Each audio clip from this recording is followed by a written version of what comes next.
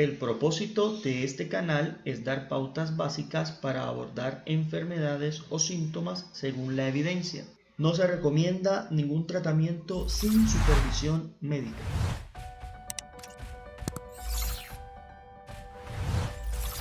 Buenas, esto es Academia Médica, se habla Dr. Shu.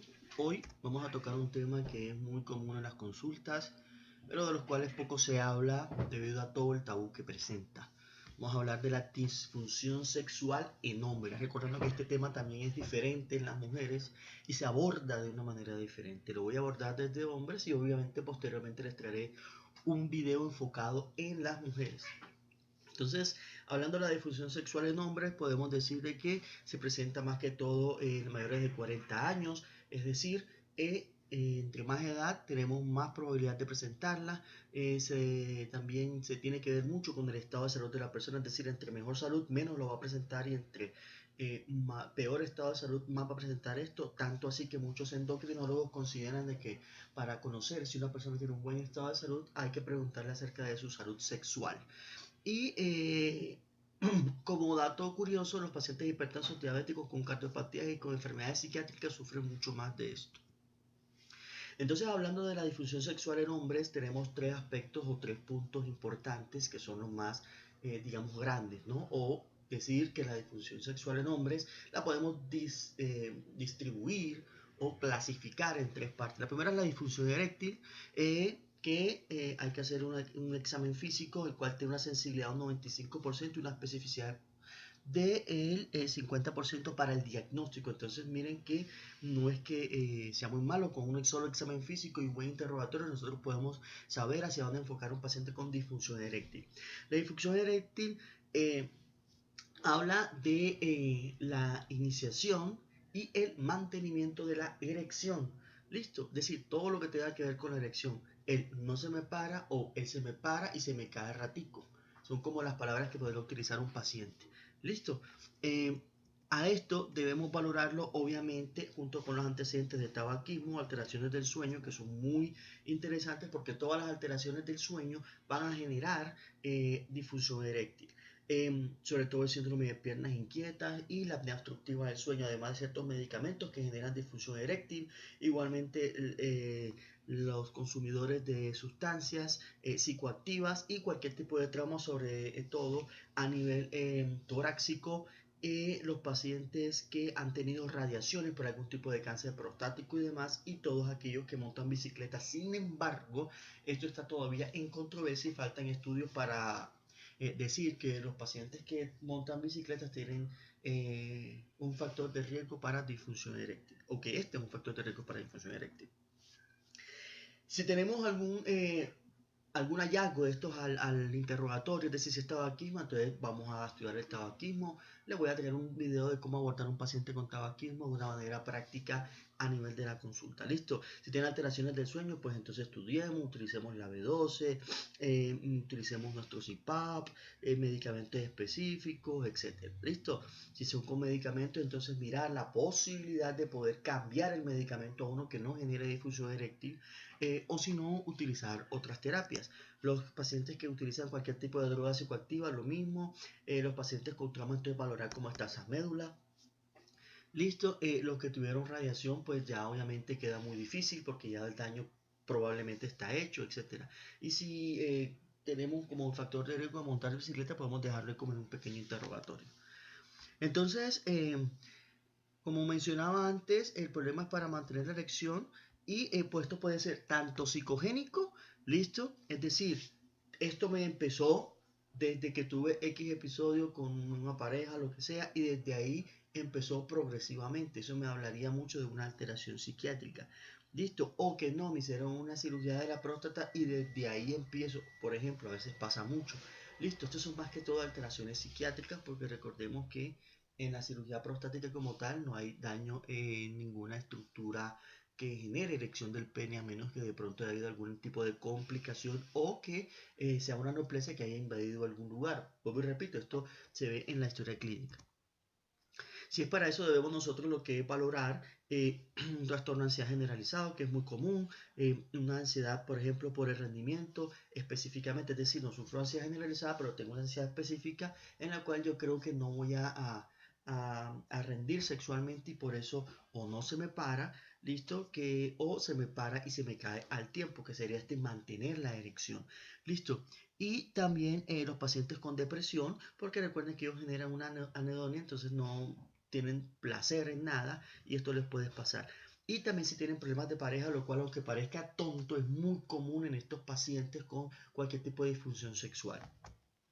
El tratamiento entonces podría ser antidepresivos, no inhibidores selectivos de la recaptación de serotonina, debido a que estos pueden empeorar este cuadro, ya que estos medicamentos van a disminuir el tiempo de erección, disminuir la sensibilidad a nivel sexual, quitan el deseo sexual, entonces estas cositas pueden empeorar. Entonces, utilizando otro tipo de antidepresivos, podemos utilizar psicoterapia en los casos determinados, muy importante. Para mi concepto, todos deberían ir a psicoterapia a manera profiláctica si consideramos que no hay nada al examen físico. Eh, Otra cosa también que debemos que puede ser orgánica en cuanto a mantener la erección, listo. Pacientes con obviamente alteraciones neuromusculares como una esclerosis múltiple, pacientes que ya tienen demencia, también les puede generar esto, pacientes que tienen lesión medular como ya antes lo habían comentado antes, pueden tener y también debemos valorar por ejemplo ciertas alteraciones endocrinológicas. Como les digo, todo esto vamos dentro del examen físico todavía y dentro de los antecedentes. Pacientes con hiperprolactinemia, obviamente por las alteraciones hormonales a nivel que van a inducir que estos pacientes no puedan hacer buen uso de su testosterona, estos pacientes con testosterona baja, como ya antes he mencionado, ya que esto ayuda a mantener la erección. Estos pacientes que tienen hipotiroidismo, los pacientes que tienen tirotoxicosis, también se les va a dificultar el mantenimiento de la erección. Los pacientes con hipogonadismo, porque obviamente va a tener probablemente una testosterona baja. Y además pacientes con dislipidemia. Listo, recordando que la forma en cómo se llega a la erección es que las arterias a nivel del pene empiezan a irrigar mucho más esa zona y llenan todos los bulbos cavernosos, los bulbos esponjosos, etc. Y esto a su vez colapsan las venas que están drenando esa sangre y esto genera que el pene permanezca erecto, es decir, sencillamente la erección del pene pasa por una cuestión de irrigación y drenaje de sangre y esto demora cierto tiempo. Recordemos que existe el priapismo en el cual es mantener una erección aproximadamente más de 40 minutos. Por eso mismo, porque esta sangre ya está desoxigenada y necesitaría un recambio. También otras cosas, alteraciones cardiovasculares, como ya lo mencionaba al principio, el estado de salud del paciente, pacientes con diabetes mellitus, obviamente porque hacen tanto alteración a nivel de la sensibilidad como daño en las arteriolas que están en ese nivel, pacientes con hipertensión, pacientes con cardiopatía porque no generan un buen flujo a esa zona, pacientes con daño renal crónico que también tiene todo esto que ver y pacientes que tienen disautonomía. Esto es muy importante, estos pacientes también puede ser algún grado de disfunción eréctil para mantener la erección, así como enfermedades cerebrovasculares, por lo que hablamos de la demencia. Listo, acuérdense que no solo está la demencia tipo Alzheimer, hay muchos otros tipos de demencia y entre estas podemos encontrar las demencias multiinfartos que son muy comunes en esos pacientes hipertensos, diabéticos, dislipidémicos con enfermedad renal crónica y mal controlados en el tiempo. Y hay otros tipos que ya son más a nivel local, como la enfermedad de Peyronie, que genera ciertas cicatrices a nivel del pene con deformidad y esto va a dificultar esa irrigación del pene de una manera adecuada, así como los pacientes con esclerodermia por lo mismo. Entonces el tratamiento inicial de estos pacientes es primero tratar la causa de decir, si es testosterona baja, me toca hacer el reemplazo de testosterona. Si es un paciente que tiene un hipotiroidismo, pues darle su levotiroxina. Si es un paciente con tirotoxicosis, buscar la causa de la tirotoxicosis, listo, porque puede ser una tirotoxicosis que no tenga que ver como tal con la glándula, pero si no, entonces vamos a darle su metilazol, vamos a ver si lo llevamos a una impregnación de yodo para estudiar la glándula, etcétera. Ya miraremos el tratamiento específico. Y también podríamos echar mano de estos inhibidores de la 5-fosfodiesterasa para mejorar el síntoma de cierta manera y que la erección se mantenga durante mucho más tiempo. También se puede utilizar inclusive como medicamento coayudante en la psicoterapia porque muchos de estos pacientes no creen que son capaces y a la medida que utilizan un medicamento, viendo que sí son capaces y junto con la psicoterapia, este medicamento se puede ir retirando poco a poco. Si vemos que esto no funciona realmente, podemos utilizar un Doppler de vasos profundos del pene, en donde vamos a analizar cómo está tanto la irrigación como el drenaje de estos, y además de eso vamos a analizar cómo están otras estructuras del pene, lo cual es muy importante. Listo, como repito, es cuando hay poca respuesta a medicamentos, si hay enfermedad de Peyronie, o si fue un trauma local, o si hay priapismo. En estas 4 indicaciones de entrada podrían utilizarse esta ecografía Doppler de vasos penosos profundos, de vasos, perdón, porque también te analizan los arteriales del pene. También hay otros tratamientos si estos no funcionan, como unos dispositivos de erección asistidos por el vacío. Son como una especie de bomba en la cual tú vas sacando el aire y lo que ellos hacen es drenar la sangre. Estos pueden generar microtraumas locales, entonces es como más como a gusto, o si no hay mejoría solo con los inhibidores de la 5-fosfodiesterasa.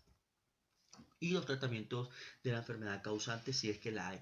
También podemos generar una inyección intrauretral de alprostadil, que es una prostaglandina, lo cual va a mejorar esa irrigación a nivel del pene. También podemos utilizar cualquier otro medicamento autoinyectables en el pene, y también podríamos, como el alprostadil también, como la pavaverina y el PB con la fentolamina, el cual va a mejorar localmente esto. Listo. Y también podríamos analizar en cirugía peniana, sobre todo cuando estos pacientes no mejoran con ninguno, ni con inyecciones intrapenianas, ni intraretrales, etcétera. Podríamos pensar en una prótesis o inclusive una revascularización si lo amerita, y esto nos lo dará la ecografía Doppler de los vasos profundos del pene. Pero si el problema es para adquirir la erección, es decir, a mí sí se me para, pero a ratico se me cae, listo, ese sería mantener. El problema es que a mí no se me para. Yo podría analizar 2 puntos claves. Podría pensar obviamente en una alteración vascular, que puede ser la principal causa, listo, y podría utilizar un test de tumefacción nocturna del pene.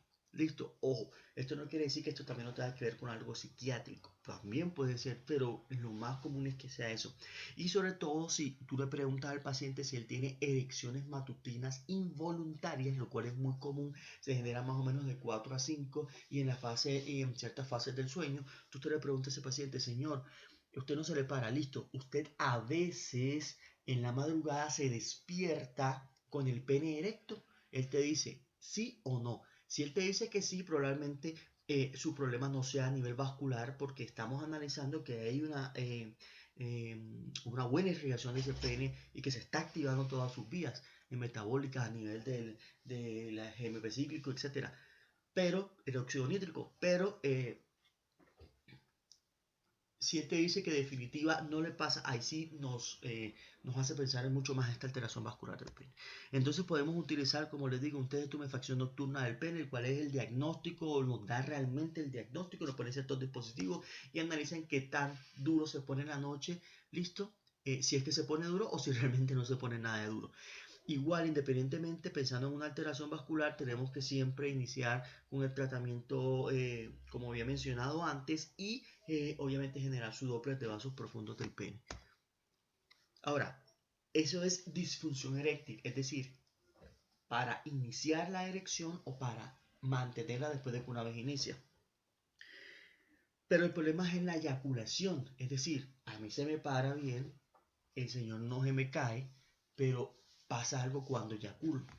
Uno, eyaculación precoz. Se considera que un acto sexual normal va a estar entre los 5 y 7 minutos, con un máximo de 13. Se considera que más de 13 el acto sexual no es satisfactorio, entonces tenemos como unos rangos de tiempo, ¿listo? Sin embargo, se considera eyaculación precoz en 2 momentos. Uno, cuando demora menos de 1 minuto después de la penetración con la vagina. Y dos, en que yo no pueda mantener o retardar la eyaculación en cualquier momento del acto sexual. En esos 2 escenarios yo puedo considerar que estoy ante una eyaculación precoz. Y esto generalmente es psicogénico, por lo que yo voy a buscar en un paciente con un trastorno de ansiedad generalizada, o esos pacientes que tuvieron una mala experiencia sexual y desde ahí empezó como una bolita de nieve a crecer toda esta cuestión mental, y nos está llevando hasta en estos momentos a esto, por lo cual nos visita el paciente. El tratamiento entonces Vuelvo y repito, psicoterapia fundamental. Podríamos utilizar los inhibidores selectivos de la recaptación de serotonina. En este momento sí nos interesa porque esto lo que va a disminuir es el tiempo de eyaculación del paciente. El que más tiene evidencia es la paroxetina, puede hacerlo hasta un 5 minutos si mal no recuerdo. También podríamos utilizar, si estos medicamentos no le quedan mal, igual podemos utilizar cualquier otro, sertralina, fluoxetina, etcétera. Listo. Y también podríamos utilizar el tramadol ya como un medicamento de segunda línea, 50 miligramitos por ahí unos 30 minutos antes del acto sexual, y ese paciente ya va a estar, digamos, puede aumentar su rendimiento sexual per se de 1 a 3 minutos. Por eso es de segunda línea, porque no es que sea tan potente. Listo, y todo esto debe ser a la disminución en la sensibilidad de la zona del pene. Y también la clomipramina también se podrá utilizar si de pronto somos intolerantes a los inhibidores selectivos de la recaptación de serotonina. Entonces, eso es eyaculación precoz. Ahora, retrógrada, es decir, yo siento el orgasmo, pero no boto nada o boto muy poquito. Eso se considera eyaculación retrógrada. Listo. Y en este caso podemos nosotros analizar un bajo volumen, es decir, menos de 1.5 mililitros. Esto lo podemos hacer a través de un espermograma básico donde nosotros nos colocan la cantidad de semen total. Listo, así como la cantidad de espermas, que eso van millones, todas las movilidades, etcétera, si son viables, todas estas cuestiones que nos habla el espermograma. Listo. También podemos analizar que si estos pacientes presentan una normalidad en la cantidad de volumen, nosotros podemos estar pensando en que esto se deba a alguna alteración, ya sea de medicamentos, listo, que pueden generar esta eyaculación retrógrada, o sencillamente algún daño estructural. Listo, ahora hay cosas con las cuales se asocia esta eyaculación retrógrada, por ejemplo, como niveles bajos de testosterona, LH o FSH, pero se considera que si el paciente tiene un esperma en orina post-eyaculatorio, tiene normal su testosterona, su LH, su FSH, es decir, su eje hormonal aparentemente está normal, nosotros vamos a considerar que esto es una azoospermia obstructiva. ¿Listo? Porque el paciente no va a tener espermas en orina. ¿Listo? Y ya sería en caso de que estudiáramos cómo estaría a nivel con una de pronto citoscopía, cómo está toda esa vía. ¿Listo? También podríamos pensar en una alteración en la espermogénesis, y entonces es cuando nosotros pensamos analizar de que probablemente lo que está faltando es debido a que no hay suficientes espermatozoides. Eso es como las dos causas base. No nos olvidemos nunca de los medicamentos. Hay medicamentos que generan eyaculación retrógrada, por ejemplo la tamsulosina, listo, todos estos medicamentos antiprostáticos que se utilizan, alfa bloqueadores, esto puede generar, y también con ciertos medicamentos antidepresivos, tanto inhibidores duales como inhibidores selectivos de la recaptación de serotonina, también pueden generar algún tipo de eyaculación retrógrada. También si se tuvo algún tipo de cirugía, también valorar eso, porque muy probablemente generaron algún daño estructural en dicha vía. ¿Listo? Y la eyaculación que se considera retardada. Entonces aquí el problema no es que el señor se venga muy rápido, sino que el señor no se viene. Listo. Y como mencionaba antes, esto tiene que ver si es más de 13 minutos o hay una anorgasmia. Es decir, yo nunca llego. Listo. Yo nunca genero ese orgasmo, yo nunca eyaculo. Listo. Entonces esto se puede ver obviamente a varios factores. Sobre todo si tengo síntomas del tracto urinario inferior asociados, probablemente yo no esté disfrutando del acto sexual porque me está ardiendo, me está doliendo y demás, y yo nunca voy a llegar. También, por ejemplo, si fue postquirúrgico, es porque hubo algún tipo de alteración en ese nivel, de pronto dañar algún nervio, generar algún tipo de cicatriz, lo cual me genera insensibilidad, y tampoco estoy llegando a eso. Y también, por ejemplo, como mencionaba antes, los factores de riesgo cardiovascular, es decir, yo no me agito, yo no me explico, yo no puedo, no disfruto el acto porque siento que me ahogo, todas estas cositas. Y como mencionaba antes, medicamentos que también pueden generar los mismos de la eyaculación retrógrada, también podrán generar eyaculación retardada. Aquí nuevamente salen los opiáceos, los inhibidores selectivos de la recaptación de serotonina, los alfa bloqueadores como los más importantes, aunque también otros antidepresivos también se puede ver eso. El tratamiento para entonces la eyaculación retardada sería obviamente obviamente si usa alfa bloqueadores, que ya lo había mencionado, hay que cambiarlos en la medida de lo posible. ¿Listo?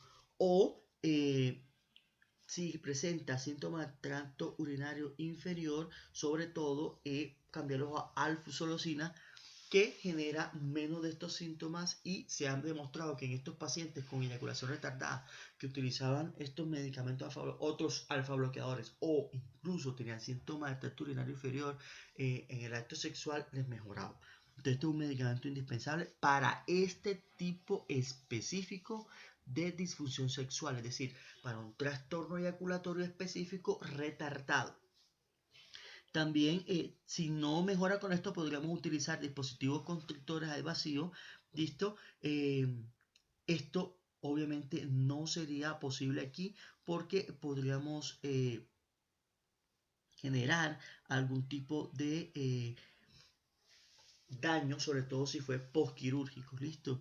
Y cuando tengamos inhibidores selectivos de la recaptación de serotonina, lo que podríamos hacer es lo siguiente: si el paciente mejoró a nivel psiquiátrico, entonces le podremos disminuir el 50% de la dosis y revalorar ese paciente a ver cómo está con síntomas psiquiátricos, es decir, si todavía tiene síntomas psiquiátricos o si estos o no, porque si el paciente estaba controlado, le disminuiste la dosis, pero el síntoma psiquiátrico empezó a brotar, probablemente puedes hacer dos cosas: o lo dejas a la dosis que estaba antes y la adicionas un inhibidor de la 5-fosfodiesterasa, o sencillamente se lo cambias por otro, que también puede ser otra opción. Ahora, si ese paciente de entrada no estuvo controlado sus síntomas psiquiátricos por lo menos un 50%, tú de entrada se lo puedes cambiar. Recordemos que hay scores como el PHQ-9, como el GAD-7 y otros muchos scores en los cuales tú puedes de manera objetiva valorar al paciente con un puntaje cuantitativo, y él te dice. Entonces, si el paciente tenía, por decir algo, un PHQ-9 en 22 puntos en la primera consulta, le iniciaste una sertralina y ese paciente te disminuyó los síntomas, por ejemplo, a 10, tú dices, yo le mejoré un 50% de síntomas, pero ahora me está haciendo un problema de eyaculación retardada o inclusive hasta retrógrada. Entonces yo voy a ver si será bajo de 100 miligramos, por ejemplo, a 50, y analizo en otro mes. Si yo veo que no hubo un empeoramiento de síntomas tan elevado, listo, yo le puedo dejar en esa dosis y le adiciono otro antidepresivo, pues un bupropion, citalopram, ya eso quedará bien a criterio de ustedes.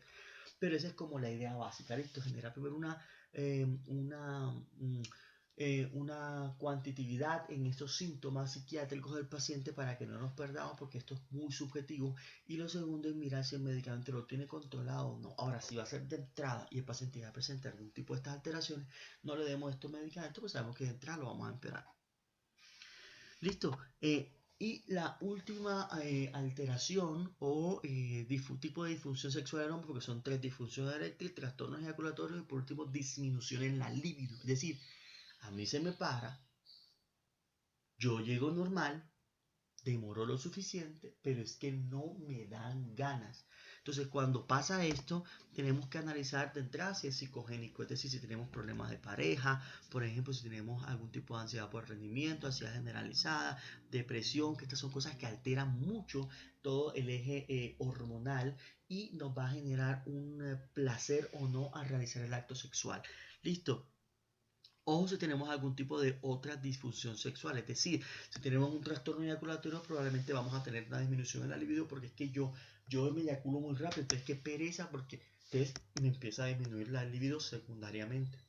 O no, es que a mí me para chévere y todo, pero al ratico, me cae, entonces qué pereza, entonces ya me empieza a generar una disminución en la libido a nivel psicogénico, y eso debería tratarse también con psicoterapia. O puede ser algo orgánico, que es lo menos común, pero también se puede dar. Y tenemos que entonces generar una batería de exámenes para estos pacientes, como por ejemplo buscando una hipercortisolemia, ¿listo? Una dislipidemia, un hipogonadismo, si tiene tirotoxicosis o hipotiroidismo, y la testosterona y la hiperprolactinemia. Muy parecido a lo que pasa con los pacientes que se les dificulta mantener la erección. ¿Listo? Además, también debemos analizar Oye, este endocrinológico es buscando una causa endocrina, pero estas enfermedades sistémicas también pueden generar este tipo de disminución en la libido a nivel orgánico, como la hipertensión, la diabetes mellitus, las cardiopatías, las enfermedades renales, disautonomía, enfermedad cardíaca, cerebrovascular, perdón, y cualquier otra. Miren que esto tiene mucho que ver con las enfermedades cardiovasculares y también se considera que hay ciertos medicamentos que generan esto. Se consideró mucho tiempo que los beta bloqueadores generaban esto, sin embargo ya hay recientes estudios que te dicen que no, los beta bloqueadores no generan este tipo de alteraciones. Sin embargo, los IECA y los arados parecen que sí. Entonces, y ciertos antagonistas. Entonces, habría que estar analizando si de pronto el cambio de estos medicamentos mejora en algo. Ahora, sin embargo, un paciente cardiópata donde el tratamiento de entrada de falla cardíaca es un IECA y un beta bloqueador, ¿sí o no? Y de pronto te toca tirarle de pronto en un caso antagonista. Tú le puedes quitar esos medicamentos a ese paciente, entonces tendrías que echar mano de otras cositas.